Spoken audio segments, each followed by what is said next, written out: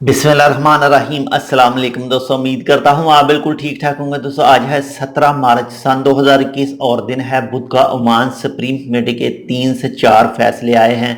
वो 3 से 4 फैसले आपके साथ शेयर कर रहा हूँ। जैसे कि आप जानते हैं, जो कमर्शियल एक्टिविटीज़ हैं जो रात 8 से सुबह 5 बजे तक बंद हैं, और उनको पहले ऐलान किया गया था 20 मार्च को खोलने का, लेकिन अब वो 20 मार्च को नहीं खुलेंगी, उनको एक्सटेंड कर दिया गया है और ये अब रहेंगी 3 अप्रैल तक। यानी 3 अप्रैल तक, 20 मार्च को नहीं खुलेंगी, 3 अप्रैल तक रहेंगी।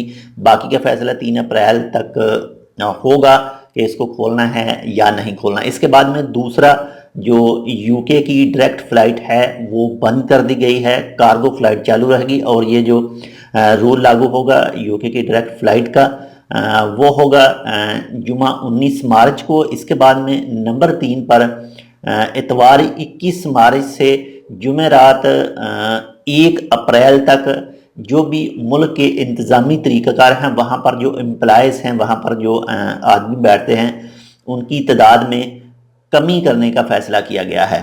तो ये थे आज के ओमान सुप्रीम कमेटी की तरफ से किए गए फैसले। लेकिन आप तो जानते होंगे, जो रात का बैन है 8 से सुबह 5 बजे तक, उसमें वो रूल जिन पर लागू नहीं होता, उसमें जो मेडिकल स्टोर हैं, इसके बाद में जो हेल्थ के इदारे हैं, इसके बाद में जो पेट्रोल पंप हैं, इसके बाद में पेट्रोल पंप के ऊपर जो टायर वगैरह की दुकानें हैं, उन पर रूल लागू नहीं होता। इसके अलावा जो दूसरा खाने का जो सामान डिलीवर करते हैं, उन पर भी पीछे एक आर्टिकल आया था, उसमें कहा गया था वो भी काम कर सकते हैं अपना 8 से 5 बजे तक।